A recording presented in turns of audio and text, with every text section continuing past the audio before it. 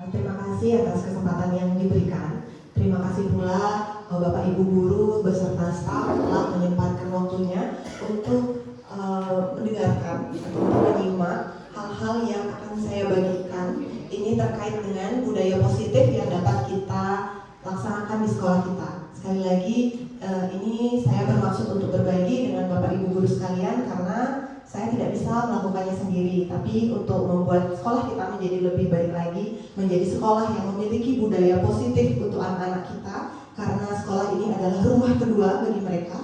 Sehingga saya berharap bersama dengan Bapak Ibu sekalian, kita dapat membangun sekolah yang memiliki budaya positif.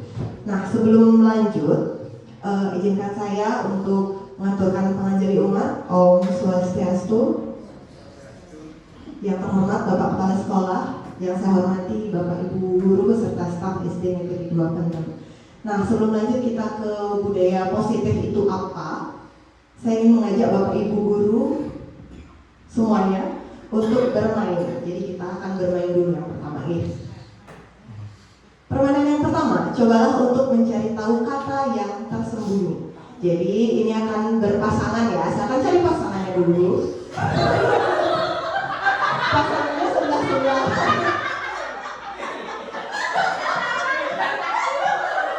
Paling seru nih, paling seru nih.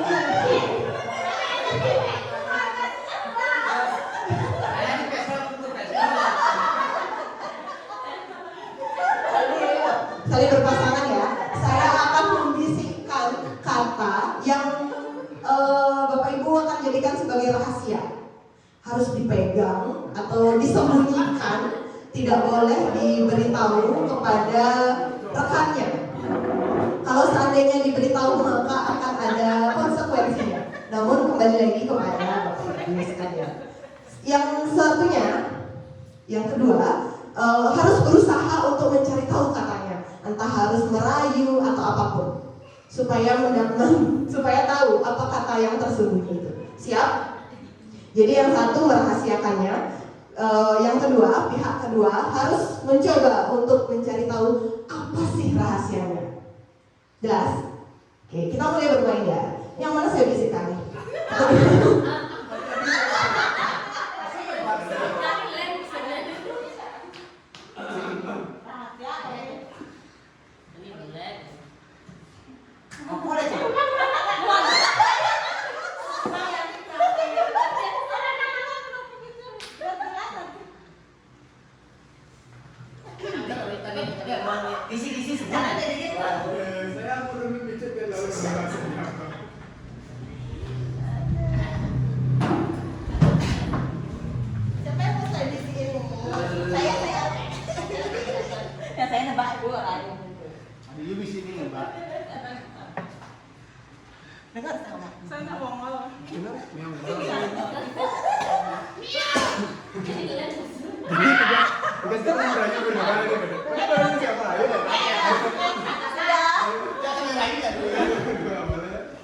Sekarang silakan pasangannya untuk mencoba mencari tahu apa sih kata yang saya bisikkan tadi.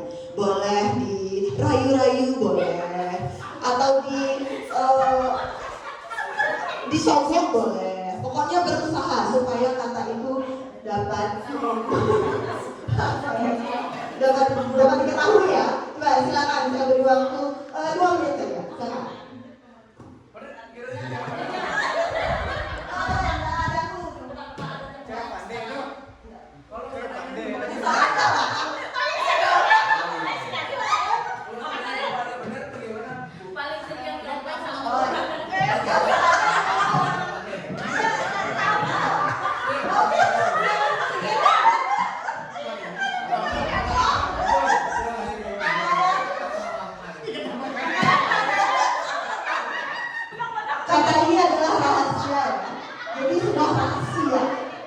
Gimana caranya supaya rahasia ini tidak terbongkar?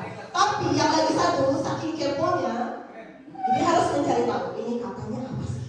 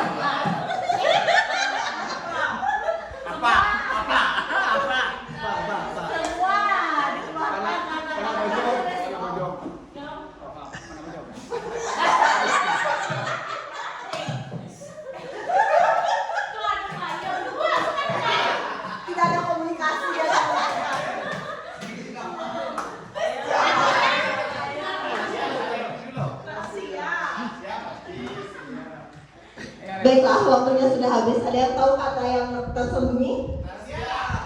Salah ya. Ada yang tahu? Rahasia. Bukan rahasia. Ada yang tahu? Oh, ternyata ada yang tahu. Tidak ada yang bisa menebak? Bukan. Ada yang bisa menebak atau ada yang berhasil untuk membuka rahasia itu dan tahu ya, Iwan?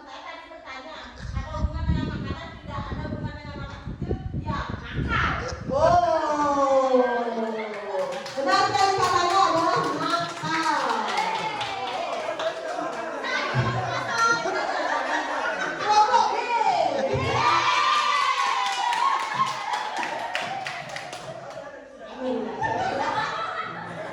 Coba sekarang saya mau tanya dulu, bagaimana caranya tadi Bu Iwan kok bisa tahu itu katanya nakal? Apakah ada hubungan dengan makanan? Tidak. Dikasih itu ada hubungan dengan Ya. Berarti tadi diberikan clue. Oh, jadi Bu Iwan tanya-tanya soal hubungannya. Tanya-tanya. Atau diberitahu? Atau mau langsung beritahu tadi Bu Iwan? Beritahu? Oh tidak, tapi dari clue ya. Nah, Bapak Ibu, dari permainan tadi sebenarnya kita sudah belajar bahwa kalau kita memiliki sebuah keyakinan yang kita pegang seperti rahasia tadi, apabila kita tidak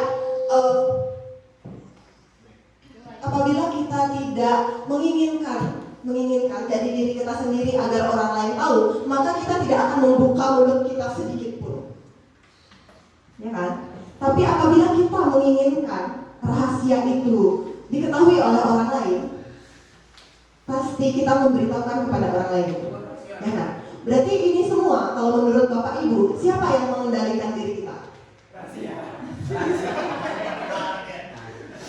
Siapa yang mengendalikan diri kita? Maka kita bisa berbuat A, bisa berbuat B. Siapa yang mengendalikannya? Diri sendiri, betul sekali. Apakah orang lain bisa mempengaruhi kita? Bisa. Tapi apabila kita dipengaruhi, apakah kalau kita tidak mau, apakah akan dipengaruhi? Apakah kita mau melakukan itu? Enggak. Tapi lagi sekali nih, apapun yang kita lakukan berdasar atas apa yang kita inginkan. Walaupun orang lain mempengaruhi kita, tapi kalau kita tidak mau, maka kita tidak akan melakukannya, walaupun bagaimanapun apapun yang terjadi. Ya. Jadi dalam budaya positif ini, saya ingin menyampaikan bahwa kita tidak bisa mengatur orang lain seperti kita mengatur diri kita sendiri. Ini adalah teori kontrol yang sudah dilakukan penelitian bahwa ini hanya sebuah ilusi bahwa guru itu dapat mengontrol murid. Hanya sebuah ilusi bahwa semua penguatan positif itu efektif dan bermanfaat. Penguatan positif itu artinya memberikan pujian, kemudian bukan dengan kalimat-kalimat yang positif ya, bukan kalimat-kalimat negatif. Itu tidak selamanya bermanfaat. Ilusi bahwa kritik dan membuat orang lain merasa bersalah itu akan menguatkan karakter. Dan ternyata hanyalah ilusi bahwa orang dewasa memiliki hak untuk memaksa. Semuanya adalah ilusi ternyata. Kita tidak bisa mengontrol orang lain walaupun itu anak kita sendiri. Tapi apabila anak kita mau untuk dikontrol, ketika dia mau maka kita bisa melakukannya. Ini ada teori stimulus respon dan juga perbandingan dengan teori kontrol. Bahwa yang pertama itu kebutuhan orang itu sama, tapi pada teori kontrol kebutuhan orang itu berbeda. Selanjutnya, semua orang melihat hal yang sama, tapi pada teori kontrol semua orang memiliki sudut pandang yang berbeda. Kita mencoba mengubah orang agar berpandangan sama dengan kita, tapi nyatanya pada teori kontrol kita harus berusaha untuk memahami cara pandang orang lain. Perilaku buruk dilihat sebagai suatu kesalahan yang bagi kita, kalau kita menganggap orang lain itu salah, berarti itu adalah kesalahan. Tapi pada teori kontrol mengatakan bahwa setiap perilaku memiliki tujuan, baik itu salah maupun itu benar. Mungkin maksudnya seseorang itu melakukan sesuatu memiliki maksud dan tujuan yang benar bagi tapi belum tentu juga benar dilihat oleh orang lain. Gitu maksudnya. Orang lain bisa mengontrol saya, tapi pada teori kontrol ini bahwa tidak ada yang bisa mengontrol diri saya kecuali diri saya sendiri. Begitu pula dengan sebaliknya, orang lain, kita tidak bisa mengontrol orang lain. Hanya dialah yang bisa mengontrol dirinya sendiri. Pemaksaan ada pada saat bujukan gagal. Pernahkah Bapak Ibu membujuk anak-anak, misalnya siswa atau anak sendiri gitu, dibujuk, nanti setelah kita udah merasa bujukannya habis, akhirnya memaksa. Bujuk istri. Mau tidak mau. Coba ke teori kontrol. Jadi kolaborasi dan konsensus menciptakan pilihan-pilihan baru. Jadi tawarkan dia pilihan-pilihan. Iya, tawarkan dia. Ibu mau beli apa bu? Gitu. Tawarkan dia. Yang terakhir, pada stimulus respon ini, model berpikirnya menang kalah. Apa yang menjadi pendapat saya benar, harus benar juga di mata orang lain. Tapi pada teori kontrol, modelnya berpikir menang-menang atau win-win solution. Kita kenal. Nah Bapak Ibu, kira-kira mengapa sih kita harus menanamkan ini di sekolah kita, di kelas kita masing-masing? Apa yang harus kita lakukan agar semuanya itu bisa berjalan dengan lancar? Jadi ini ada teori disiplin positif yang dikemukakan oleh Ki Hajar Dewantara. Tentu Bapak Ibu sudah mengenal Ki Hajar Dewantara, tokoh pendidikan dengan semboyannya Ingar Sesentulodo Ing Madiu Mangunkarso Tuturi Handayani. Beliau inilah yang memprakarsai atau mendasari filosofi dari Ki Hajar Dewantara inilah yang mendasari kurikulum Merdeka saat ini dijalankan, bahwa anak-anak kita ini sudah memiliki kodratnya sendiri. Jadi anak-anak kita sudah memiliki garisnya. Tugas kita sebagai pendidik bukanlah mencetak. Kita tidak bisa membuat anak-anak kita pintar matematika, mungkin nanti pintar fisika, biologi, atau harus senang dengan bahasa Bali dan bahasa Inggris. Jadi untuk Ki Hajar Dewantara ini menginginkan kita sebagai pendidik itu adalah menuntun. Kita menuntun anak-anak sesuai kodrat alam dan kodrat zamannya. Kodrat alam artinya di mana anak ini berkembang. Kita mendidik anak sesuai dengan budaya yang mereka miliki dari lingkungannya. Kalau dengan kodrat zaman, kita wajib membekali anak untuk keterampilan industri saat ini. Jadi dengan kecanggihan teknologi, jangan sampai anak-anak didewasakan dengan gadget saat ini, tapi tanpa arah. Kitalah yang menuntun anak untuk mereka mengikuti alur yang sebenarnya, alur yang baik, sehingga nanti sesuai dengan tujuan pendidikan yang dikemukakan oleh Ki Hajar Dewantara, agar nantinya anak dapat mencapai tujuan belajar dengan mencapai kebahagiaan yang setinggi-tingginya. Anak-anak kita sebenarnya kita ini bertugas hanya untuk menebalkan saja, menebalkan garis kodrat yang telah mereka miliki. Garis kodratnya dengan cara apa menebalkannya? Kita memberikan banyak-banyak informasi. Pertanyaannya, kalau seandainya di luar negeri kan katanya sudah kalau anaknya suka matematika, diajarin matematika aja, sudah menjurus. Tapi kenapa di Indonesia belum? Indonesia menganut paham dari filosofi Ki Hajar Dewantara.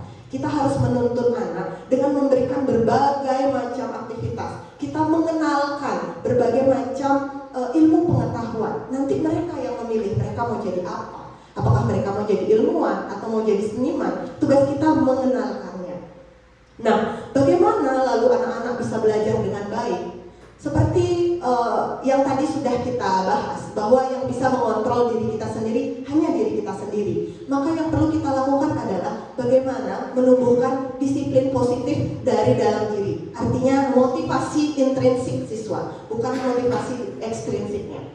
Ki Hajar Dewantara mengemukakan bahwa di mana ada kemerdekaan, disitulah harus ada disiplin yang kuat. Bayangkan kalau seandainya kita boleh semua bawa sepeda motor tanpa aturan, tidak ada tilang dan lain sebagainya. Apa yang akan kita lakukan?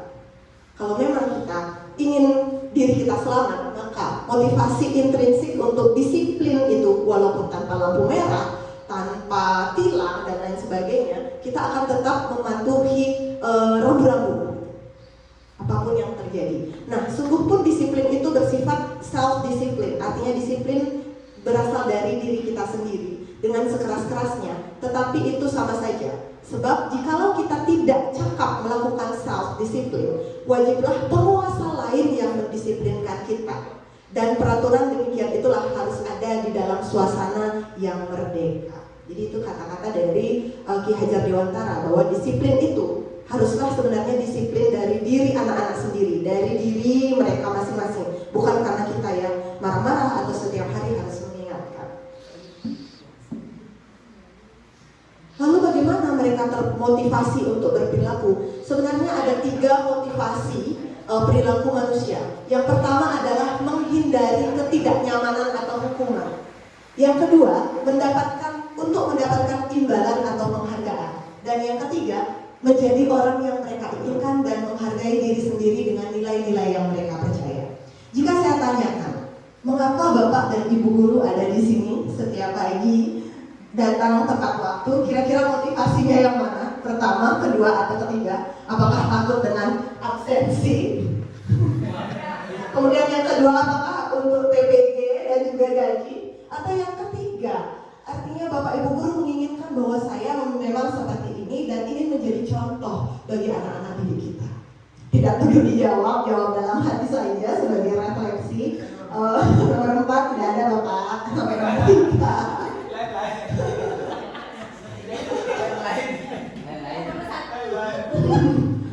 Boleh saja, karena motivasi setiap orang kan berbeda-beda. Sama dengan misalnya kita mengikuti diklat, tujuannya apa? Apakah kita berharap untuk mendapatkan sertifikat saja, mendapatkan pendidikannya untuk dikembangkan kemudian diaplikasikan di kelas, atau karena takut dimarah kepala sekolah? Kira-kira yang mana? Nah, untuk anak-anak seperti ini, jadi kita harapkan anak-anak memiliki motivasi yang ketiga.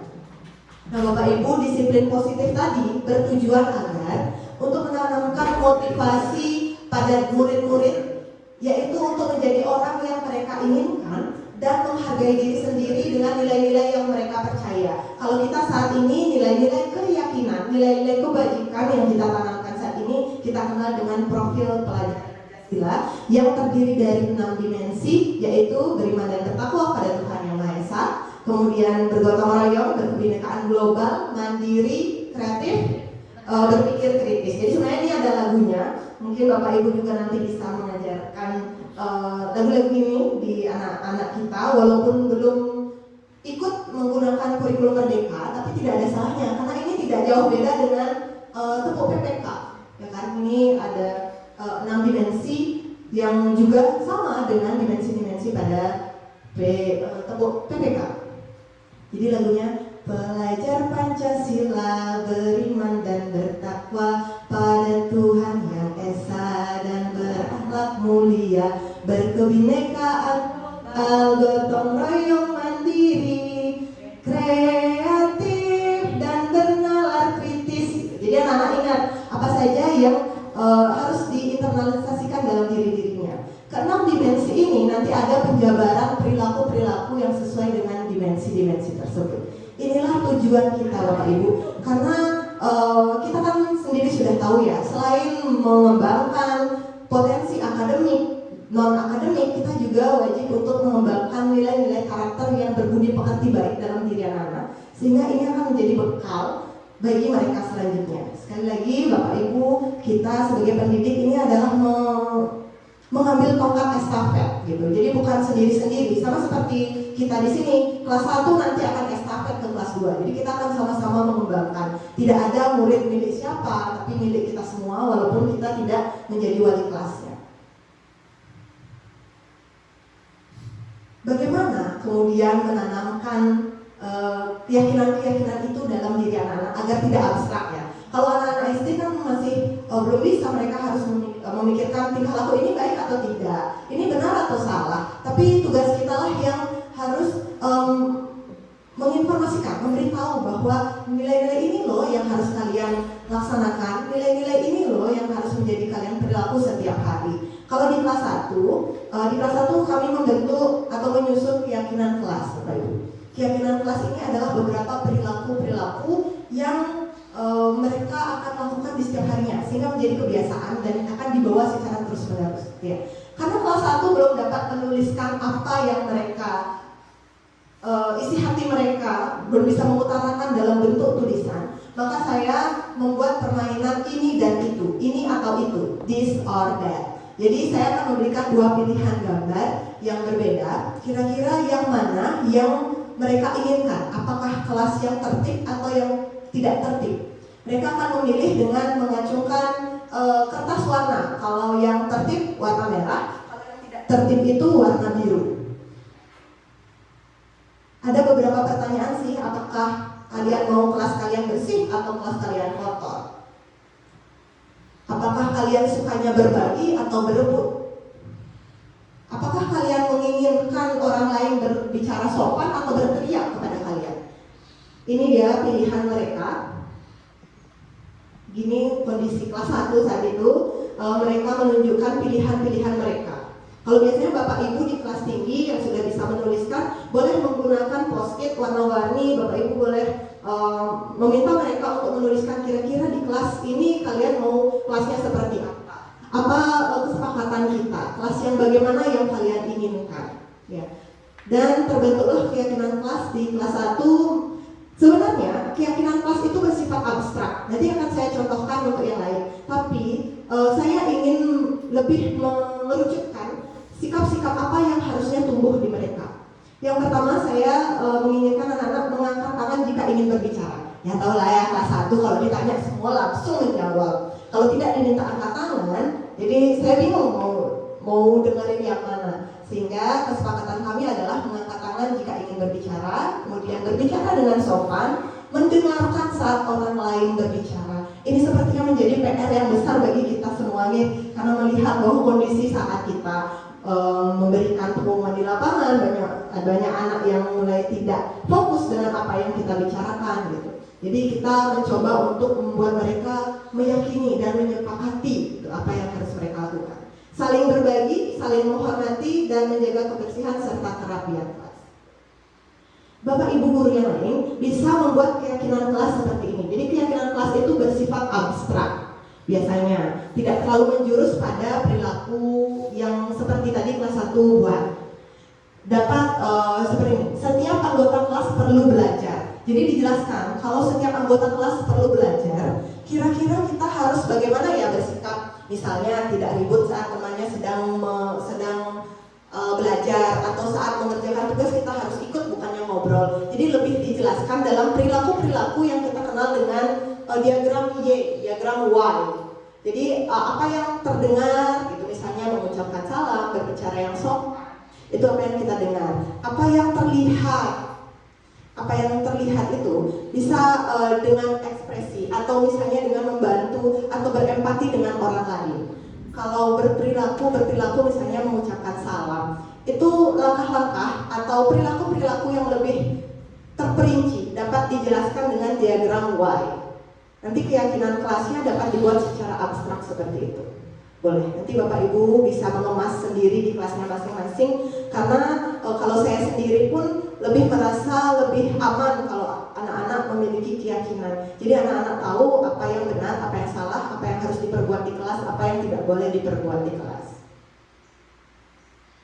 Oke, kita bermain lagi ya, supaya tidak ngantuk. Nah, Bapak Ibu bagaimana lalu kemudian nanti kalau seandainya anak-anak kita ada yang melanggar keyakinan kelas kita. Jadi sekarang kita akan bermain dengan 2 pilihan, yaitu hukuman dan konsekuensi. Silahkan disiapkan handphonenya.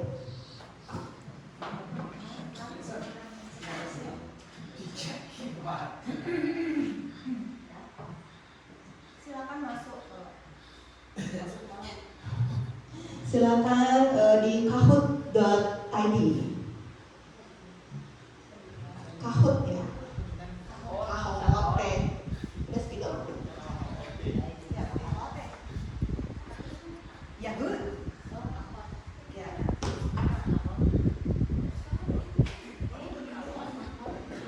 IT ya. IT ya. Ya. IT.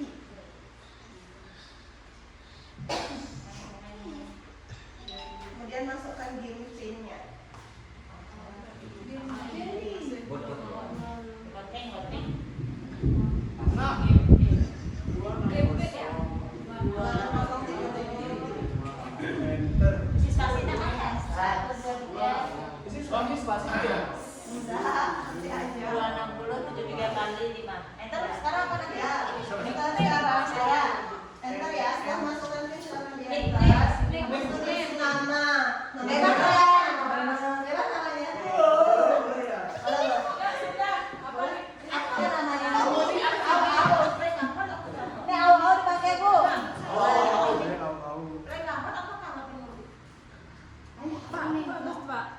Boleh nih karakter, ini karakter. Oke, go apa belum?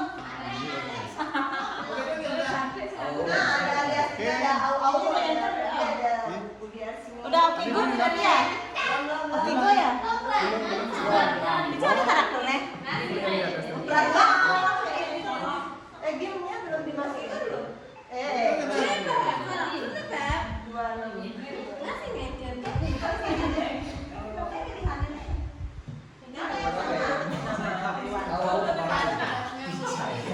Lihat sini saya.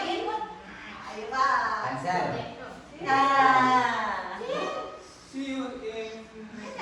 Dan tunggu belum saya start. Jadi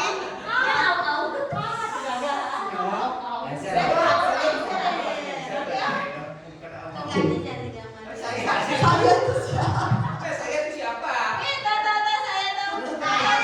Jadi nanti akan diberikan sebuah kasus dan tolong dipilih apakah itu hukuman atau konsekuensi. Siap ya? Udah berapa orang? Udah semua masuk? Tuh saya. Itu saya ya, belum start.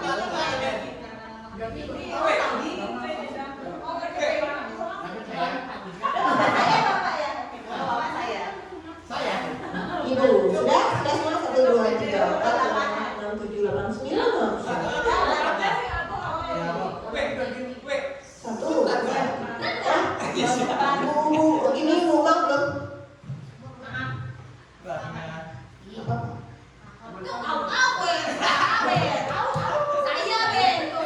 Ada saya. Siapa saya? Saya tidak tahu saya siapa. Siapa saya? Jadi saya mengaku bisa. Ada dua pilihan, apakah itu termasuk hukuman atau termasuk konsekuensi.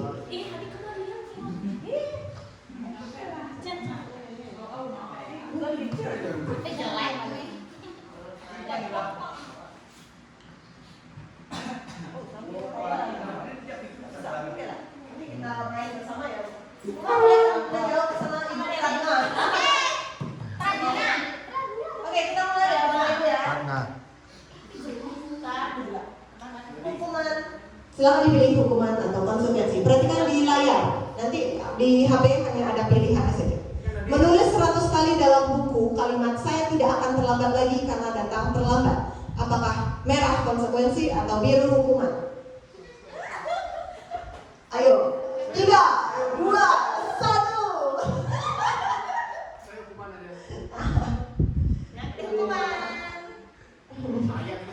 Mari kita lihat skornya. Oh saya paling cepat menjawab. Oke, baik saya. Pertanyaan kedua, lari mengelilingi lapangan 2 kali karena terlambat datang ke sekolah. Hukuman atau konsekuensi? Jadi jawabannya adalah hukuman. Kita lihat perolehan skor. Oh, Adi Astika menyusul. Saya membersihkan coretan yang dibuat di meja. Apakah konsekuensi atau hukuman? Ya, jawabannya adalah konsekuensi. Mari kita lihat. Oh, saya. Lanjut, keempat. Meminta murid push up 15 kali karena tidak memakai masker. Hukuman atau konsekuensi? Oh,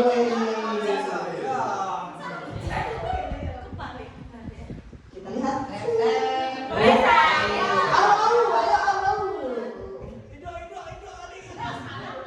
Tidak cocok nih. Menggantikan kertas teman yang dirobek, apakah hukuman atau konsekuensi? Menggantikan kertas teman yang robek. Oke, jawabannya konsekuensi. Ada satu orang yang salah. Wih, saya itu. Wih, saya strike 5 jawaban benar ini. Mantap. Saya tidak tahu. Berjemur di lapangan karena mengobrol saat jam pelajaran. Apakah hukuman atau konsekuensi? Hukuman. Oke, bos, semuanya benar. Oke, mantap. Saya masih memimpin. Murid diminta bertelanjang kaki karena tidak memakai sepatu sesuai peraturan sekolah.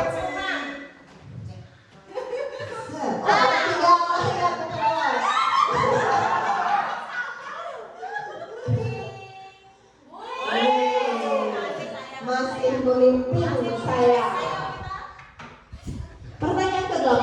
Murid diminta berlari dengan satu kaki, berdiri dengan satu kaki depan kelas karena tidak bisa menjawab pertanyaan. Hukuman atau konsekuensi? Jawabannya saya. Jawabannya adalah hukuman. Ada satu orang yang salah. Kita lihat skor-skornya. Oke, ya. Sudah tidak mengalahkan dari saya. Membersihkan tumpahan air di meja karena tersenggol. Apakah konsekuensi atau hukuman? Jawabannya adalah konsekuensi.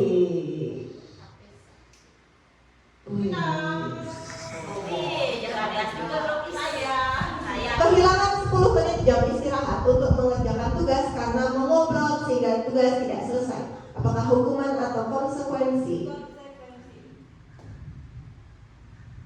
Woi, konsekuensi. Ada satu orang yang salah, tidak apa-apa.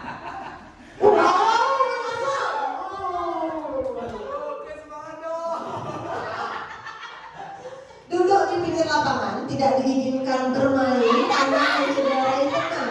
Maka konsekuensi atau hukuman? Duduk di pinggir lapangan, tidak diizinkan bermain karena mencederai teman. Konsekuensi hukuman. Waktunya habis.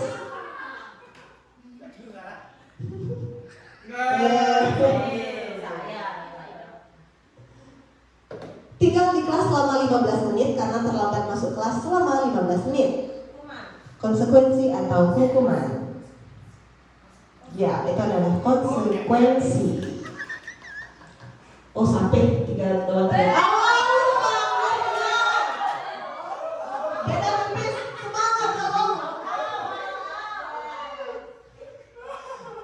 Dua pertanyaan terakhir. Lari mengelilingi lapangan 2 kali karena terlambat mengikuti pelajaran PJOK di lapangan selama 10 menit. Konsekuensi atau hukuman? Iya, jawabannya konsekuensi.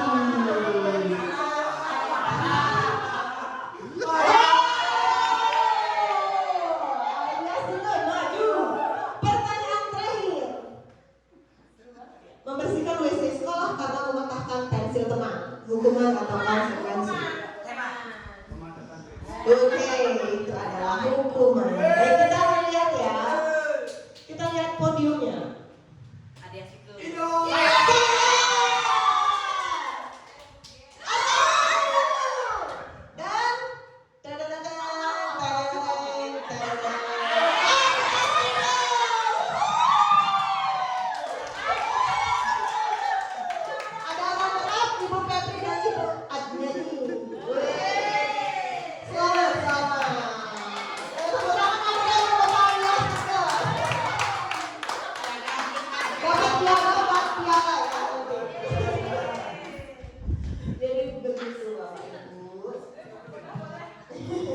Sudah boleh dilepas.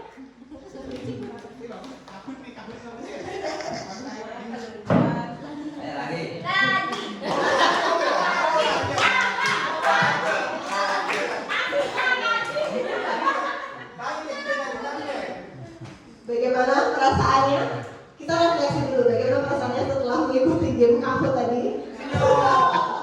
Senyum ya. Baiklah, begitu Bapak Ibu. Jadi kalau bisa disimpulkan, hukuman dan konsekuensi itu ternyata berbeda.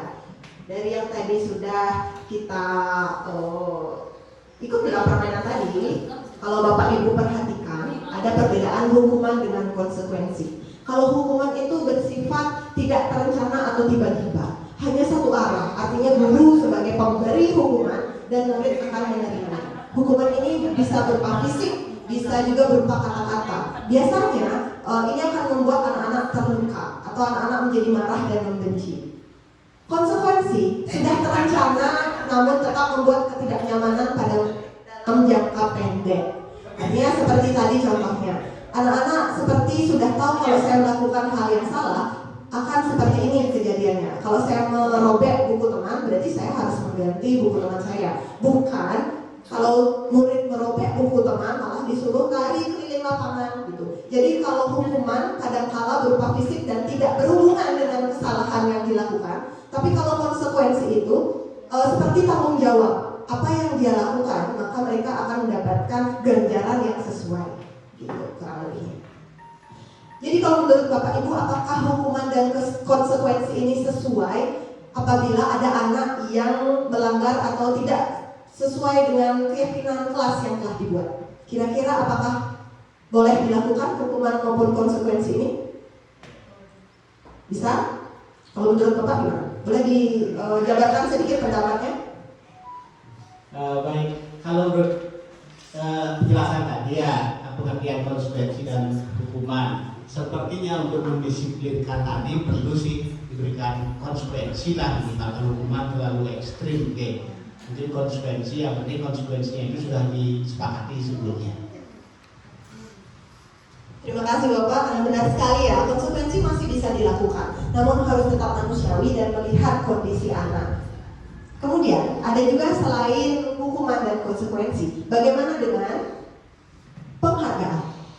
Penghargaan ini artinya memberikan, boleh berupa kata-kata positif, boleh berupa uang, boleh berupa piagam, piala, apapun. Yang penting berupa penghargaan.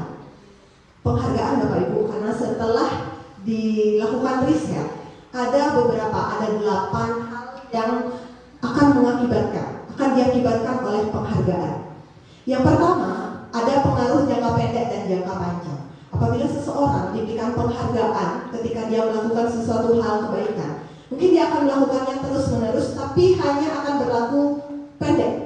Nanti besoknya, karena terlalu lama itu selalu begitu, dia akan merasa bosan dan tidak tertantang. Jadi penghargaan yang diberikan dalam jangka waktu yang terlalu lama juga tidak efektif. Yang kedua, penghargaan tidak efektif seperti yang sudah saya sampaikan tadi. Yang ketiga, penghargaan merusak hubungan. Ini sering sekali terjadi.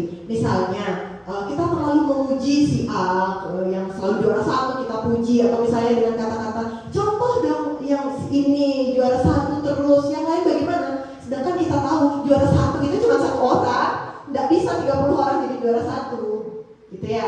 Itu akan menimbulkan kebencian. Tidak hanya dengan teman sekelas, dengan kakak dan adik juga bisa terjadi. Contoh dong kakakmu yang penurut, itu bisa jadi menjadi sifat yang benci dengan kakaknya, atau terbalik. Kakak ngalah dong dengan adik, gitu misalnya. Atau adiknya selalu diberikan sesuatu tapi kakaknya tidak, karena adiknya lebih kecil atau lain sebagainya. Itu akan membuat ada rasa iri ataupun kebencian yang akan bertumbuh. Mungkin anak-anak sekarang nggak begitu mengerti, tapi ketika nanti mereka menyadari perasaannya, mereka menjadi benci dengan kakaknya atau dengan adiknya atau dengan teman-temannya. Yang keempat, penghargaan itu mengurangi ketepatan, menurunkan kualitas, mematikan kreativitas. Ini akan saya jelaskan secara bersama-sama. Studi mengatakan bahwa setelah diadakannya penelitian, ternyata orang yang selalu diiming-imingi kalau melakukan ini akan ada kalau dapat juara akan dapat hadiah. Jadi mereka akan selalu berusaha untuk menjadi yang terbaik. Namun kadangkala ada juga yang kira-kira mereka itu bisa melakukan hal-hal yang tidak pantas. Contohnya, supaya ulangan dapat 100, mereka akan nyontek. Karena dengan 100 nanti akan dapat hadiah dari bapak ibu gurunya.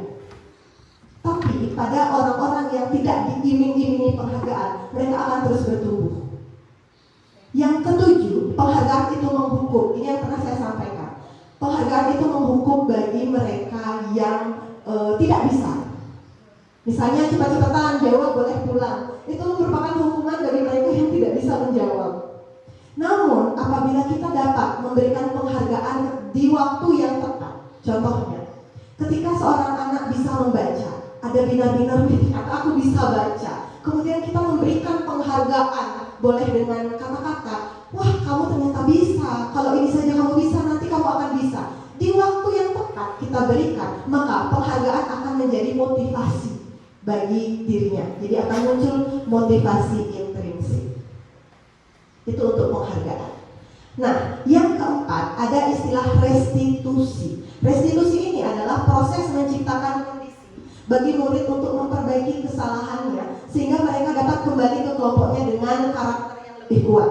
Restitusi ini belajar dari kesalahan, bukan mencari kesalahan sehingga anak akan merasa bersalah sepanjang hidupnya, merasa mereka tidak berguna sepanjang hidupnya. Tapi dengan melakukan restitusi namanya, kita dapat belajar dari kesalahan. Anak dapat belajar dari kesalahan. Kemudian dapat memperbaiki hubungan, merupakan sebuah tawaran karena dalam proses merestitusi ini kita hanya melontarkan pertanyaan-pertanyaan. Nanti akan ada video atau ada penjelasan tentang melakukan restitusi.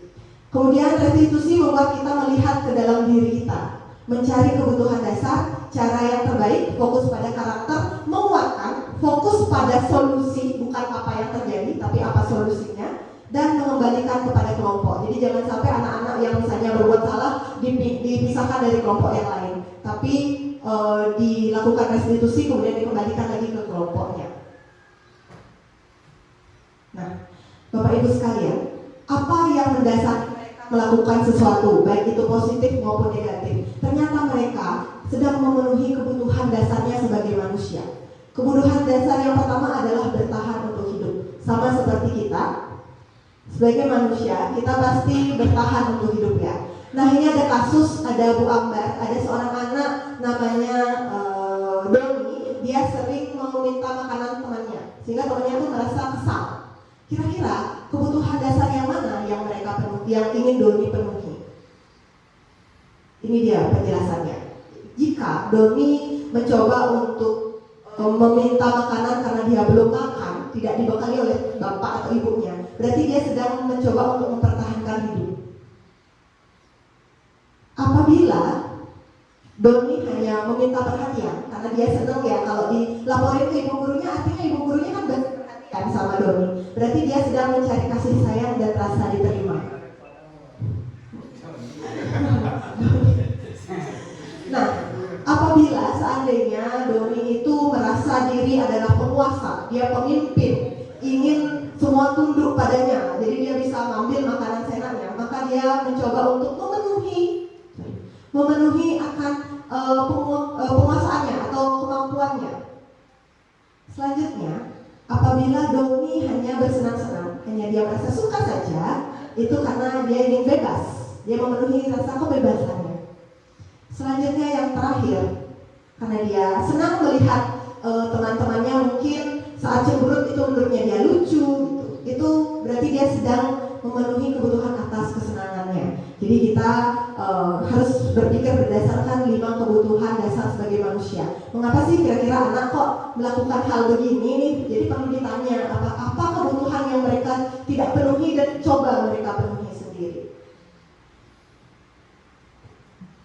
Bapak Ibu, dalam kita menghandle gitu ya, kita menghandle kejadian-kejadian atau tingkah laku anak-anak kita, ada 5 posisi kontrol yang kita kenal. Yang pertama adalah sebagai penghukum, kedua sebagai teman, ketiga sebagai pembuat merasa bersalah, kemudian sebagai pemantau, dan terakhir sebagai manajer. Sebagai penghukum, sesuai namanya, dia akan memberikan hukuman dengan cara membentak, kemudian berkata kasar, mungkin juga secara fisik. Hasilnya, murid bisa marah dan mendendam atau bersifat agresif, misalnya sengaja mencelakai gurunya atau mencelakai orang lain sebagai bentuk pemberontakan. Apabila kita memposisikan diri sebagai pembuat merasa bersalah, contohnya membuat merasa bersalah tuh gini Bapak Ibu. Aduh Nova, kan ibu udah sering kasih tahu. Nova gak kasihan ya sama ibu. Ibu sudah sering ngasih tahu, Nova gak juga berubah. Itu adalah membuat orang lain merasa bersalah karena telah membuat kita sedih, membuat kita kecewa. Nah, ini justru lebih parah sih daripada sebagai penghukum. Karena ini kalau bahasanya sekarang kena mental anak-anak. Kena mental anaknya. Dia akan merasa menjadi orang yang gagal dan tidak sanggup untuk bangkit lagi gitu. Kok tidak berguna sekali dalam hidup gitu. Jadi ini ke mental health anak-anak. Kemudian yang ketiga, ada juga sebagai teman. Pernah nggak Bapak Ibu memposisikan diri sebagai teman? Misalnya, tolong bantu ibu lah, gitu. Atau ngobrolnya santai, walaupun anaknya sedang melakukan kesalahan, ya nggak apa-apa ya. Besok lain kali jangan gitu ya, nanti ibu bantu. Itu tuh sebagai teman. Namun hasilnya apa? Mungkin akan positifnya kita bisa dekat dengan murid. Namun ternyata murid menjadi tergantung pada guru. Murid hanya akan berbuat sesuatu bila yang menyuruh adalah guru. Belum tentu berlaku yang sama pada guru atau lain. Gitu. Kalau seandainya terjadi sesuatu, dia dikit-dikit akan ngadu pada gurunya karena merasa bestie. Tak laporin sama bu guru ya, aku bestie sama bu guru gitu. Itu karena kalau kita mengontrol murid sebagai teman. Selanjutnya adalah sebagai pemantau. Kalau pemantau ini mukanya data, dia hanya mencatat, oh ini 3 kali nih udah nggak masuk, oh ini udah 4 kali nih terlambat. Dia hanya akan sesuai dengan keyakinan atau kesepakatan kelas konsekuensinya. Murid memahami konsekuensi yang harus dijalankan karena telah melanggar salah satu peraturan sekolah. Ini boleh dilakukan. Dan yang terakhir, menurut saya yang paling bijaksana adalah sebagai manajer, di mana posisi guru ini berbuat sesuatu bersama dengan murid. Mempersilahkan murid mempertanggungjawabkan perilakunya, mendukung murid agar dapat menemukan solusi atas permasalahannya sendiri. Jadi ditanyakan, nanti ada ya. Hasilnya, murid dapat memecahkan masalahnya sendiri dan berusaha untuk berperilaku lebih baik lagi sesuai keyakinan kelas. Untuk sebagai manajer, kita mengenal dengan istilah segitiga restitusi. Ini adalah langkah-langkah ketika ada anak yang melakukan pelanggaran. Langkah pertama adalah menstabilkan identitas. Artinya kalau seandainya dia berbuat salah, kita dapat mengucapkan begini, ya semua orang berbuat salah gitu. Jadi kita stabilkan dulu emosinya dia. Ya semua orang pasti bisa marah, kamu pasti kesel ya, kamu pasti marah gitu. Atau kamu pasti sedih ya. Kemudian setelah menstabilkan identitas, kita validasi tindakan yang salah. Kita bisa katakan, ya kamu pasti punya alasan untuk melakukan hal ini seperti itu. Jadi kita tuh lebih sabar, lebih sabar. Yang terakhir adalah menanyakan keyakinan. Kira-kira keyakinan apa yang kamu langgar gitu. Nanti akan ditanyakan lagi untuk itu apa dong yang harus kamu lakukan ya kira-kira. Nah berikut ada video yang sudah saya buat bersama dengan Nova dan juga Tirta. Selamat menyaksikan. Saya baru kalau bolong kalau kakinya.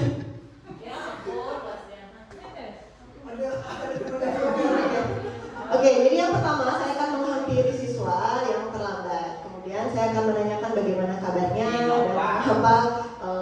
mengapa terlambat seperti itu. Iya, deg-degan ya. Nih, saya menstabilkan identitas dengan mengucapkan semua orang salah. Bahkan bisa lebih dari ini kesalahannya. Tidak apa-apa, saya bilang. Pokoknya bilang aja nggak apa-apa gitu. Iya baca. Karena ini kayak dialog gitu yang harus itu yang diucapkan. Kalau nggak gitu diucapkan nanti bingung. Ada validitas ya.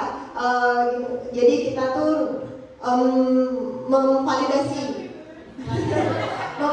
perasaannya. Padahal dia seharusnya kalau telat itu dia bisa bolos justru atau lebih lama lagi telatnya. Tapi kita bisa bilang padahal kamu bisa lebih buruk dari ini ya. Tapi kamu udah hebat bisa datang ke sekolah gitu. Besok lagi ya.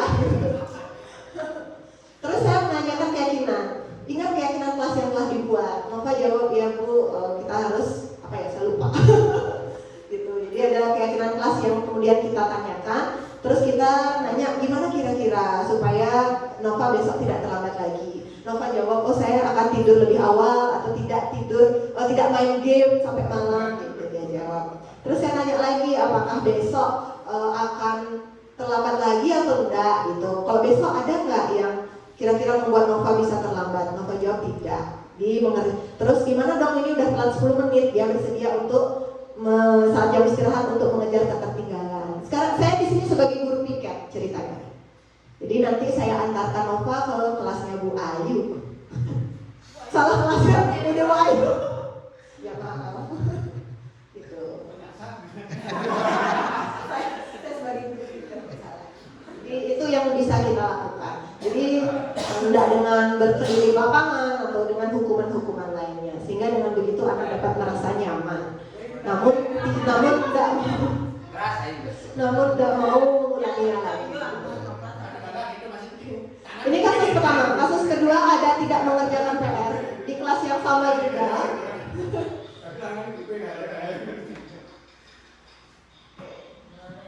Yes, oke. Ya biar kelihatan ya di video ini saya ini sebagai tugas juga sebenarnya. Tapi saya bagikan juga dengan Bapak Ibu. Bagaimana caranya melaksanakan segitiga restitusi. Jadi anak-anak yang tidak mengumpulkan PR itu kita harusnya bagaimana? Apakah menyuruh mereka membersihkan toilet atau bagaimana?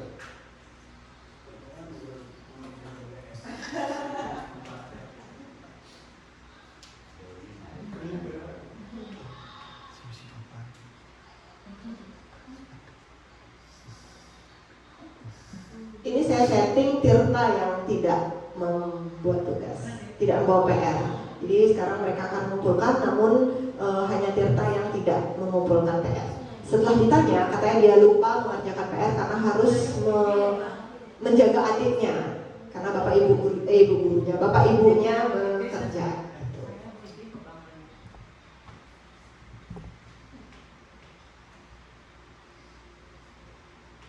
Jadi saya menstabilkan identitasnya dengan semua orang pernah lupa. Kita juga pernah lupa. Validasi tindakan yang salah, kamu pasti punya alasan mengapa melakukan itu. Dia jawab, iya, saya harus menjaga adik karena ibu dan bapak bekerja. Gitu. Saya jawab, wah kamu berarti kakak yang baik ya, karena kamu sudah menjaga adik-adikmu. Saya bertanya lagi, kira-kira bagaimana ya, atau apa yang harus kamu lakukan supaya kamu bisa jaga adik, bisa juga ngerjain PR. Tirta saya arahkan untuk menjawab, saya bisa menjaga adik sambil membuat PR, atau saat adik tidur saya bisa buat PR, seperti itu. Sehingga nanti ketika dia menghadapi situasi yang sama, dia tidak melakukan hal yang sama, tidak membuat PR gitu. Nah sekarang saya menanyakan kelas, masih ingatkah keyakinan kelas yang sudah dibuat? Ya anak-anak harus, kita sebagai siswa harus bertanggung jawab. Salah satu bertanggung jawab adalah mengumpulkan tugas tepat waktu. Kemudian saya tanyakan, bagaimana dong? Kan kamu belum ngumpul PR, terus sekarang harus bagaimana? Gitu. Nanti dia ada jawabannya. Tirta menjawab, saya akan mengerjakan PR di jam istirahat. Jadi ada konsekuensinya juga, seperti tadi yang sudah kita pelajari ya. Dia akan mengerjakan PR saat jam istirahat. Gitu. Itu sebagai konsekuensi, namun tidak membuat siswa merasa bersalah. Dan kita akan tetap kembalikan dia kepada kelompoknya. Jadi kita tidak menyuruh dia untuk sendiri mengerjakan di luar sekarang gitu, tapi nanti dia bisa mengerjakannya saat jam istirahat dan kembali ke kelompoknya belajar seperti biasa. Seperti itu.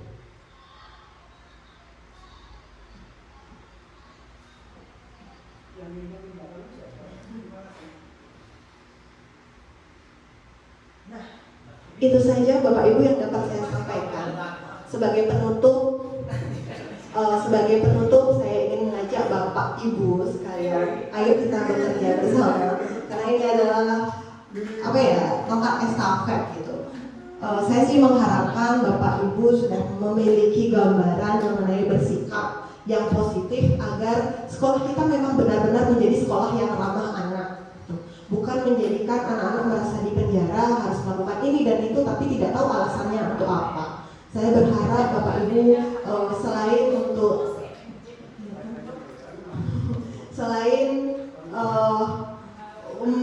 tetap mengejar gitu ya, tetap tentang meningkatkan kompetensi akademiknya, tapi saya juga berharap kita semua saling bahu-membahu untuk membudayakan budaya positif ini, mulai dari diri kita sendiri. Sekali lagi bahwa yang bertanggung jawab atas diri kita sendiri adalah diri kita sendiri, yang mampu menggerakkan adalah diri kita sendiri, baru kita dapat menggerakkan orang lain. Ingat ada 3 motivasi tadi yang bisa kita lakukan. Jadi Bapak Ibu sekalian, semoga nanti di kelasnya ada keyakinan kelas yang bisa ditulis di tembok supaya anak-anak tuh jadi tidak abstrak gitu loh. Jadi mereka terpikir, oh saya di kelas harus seperti ini, jadi kelas harus seperti ini. Nanti saya berarti harus begini, tidak boleh begitu. Gitu. Jadi anak-anak lebih terarah lah, karena mereka kan zaman sekarang tidak tahu ya apa yang harus mereka lakukan.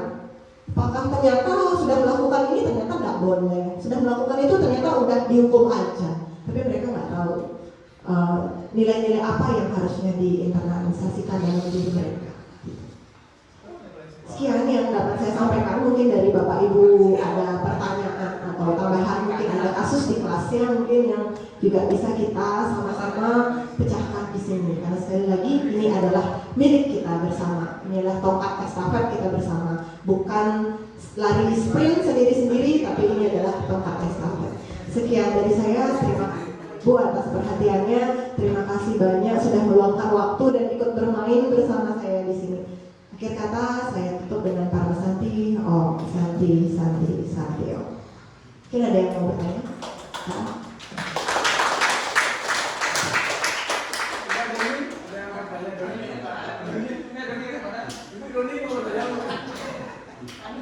Doni mungkin mau bertanya, Don? Ya. Atau mungkin ada hal yang kayak menggelitik itu mungkin apa? Tidak ada yang menggelitik.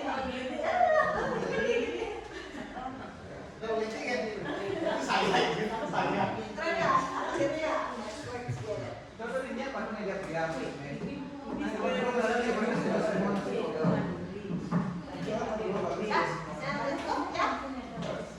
Hasilnya ya? Oh ya. Kalau saya bisa jawab. Baik, terima kasih Bapak Ibu. Niki secara umum ini adalah kegiatan pertama di kami ya. Tapi saya harap tidak hanya kegiatan satu-satunya, tidak hanya pertama dan terakhir lah. Yang harap kegiatan-kegiatan seperti ini itu bisa dilanjutkan lagi, walaupun tidak setiap hari gitu ya, mungkin seminggu sekali lah ya, seperti yang saya sampaikan dulu. Jadi itu secara umum ya, tidak hanya masalah di sini. Gitu ya. Jadi mungkin kita seperti yang diinginkan Opi ini berbagi lah, tidak hanya tentang ini ya. Kebetulan Opi dapat di pembelajaran di mungkin di apa bergeraknya atau mempelajari materi-materi yang lain, tapi Bapak Ibu yang lain bisa mengisi hal apa saja. Tujuannya adalah itu dah membiasakan kita untuk berbagi ya. Karena dengan berbagi kita mendapatkan lagi. Itu yang pertama. Kedua, terkait dengan yang disampaikan Opi tadi dengan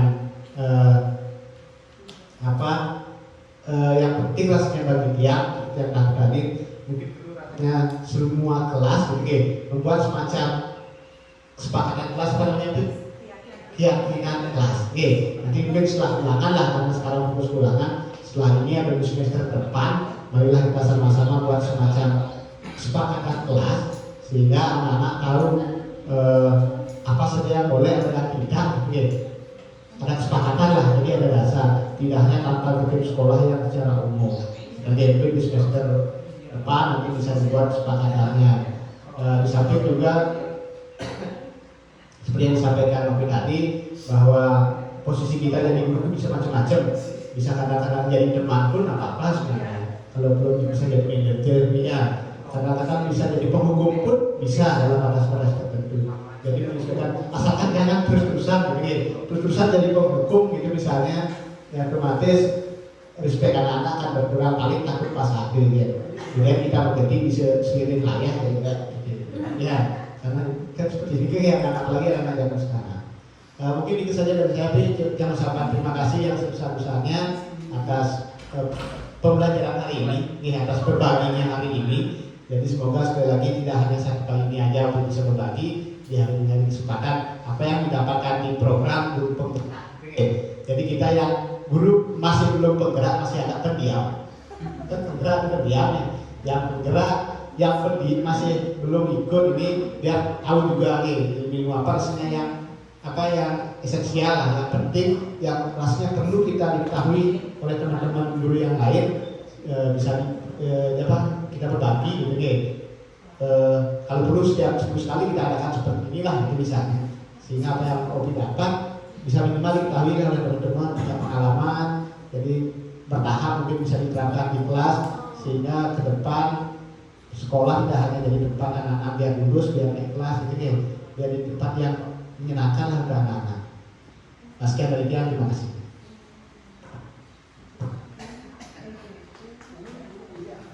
Terima kasih banyak Pak atas masukan ya, kemudian juga atas semangatnya bagi dia dari sebenarnya kepada Bapak Ibu guru semua, atas dukungan Bapak Ibu guru semua setiap kegiatan-kegiatan saya khususnya dalam guru penggerak ini dapat terlaksana dengan baik. Terima kasih banyak yang sebesar-besarnya. Nah, untuk selanjutnya saya juga ada komunitas praktisi yang seperti yang sudah saya sampaikan kemarin. Kita akan saling berbagi apa yang sudah kita miliki, mungkin misalnya tentang Google Slide, tentang Canva. Mungkin banyak dari Bapak Ibu yang lain Canva-nya masih berbayar ya. Kalau berbayar tuh terbatas ya, slide-nya terbatas, elemennya terbatas gitu. Nanti kita bisa gunakan dengan belajar dan lainnya, itu sangat bermanfaat. Ini juga ada tentang, saya juga ada kegiatan pembelajaran berdiferensiasi, itu seperti apa yang kemarin saya lakukan saat supervisi. Itu juga siapa tahu Bapak Ibu guru juga jadi bermanfaat di kelasnya, karena mengingat bahwa kebutuhan anak itu berbeda-beda, karakteristiknya berbeda-beda, nggak ada yang sama. Jadi kita juga harus siap sebagai guru untuk menuntun dan menyediakan berbagai macam fasilitas untuk mereka gitu, sehingga mereka bisa mengeksplor dirinya, bisa meningkatkan kompetensinya gitu. Sekian dari saya. Ada lagi yang mungkin dari feedback dari Bapak Ibu, sekarang saya persilakan.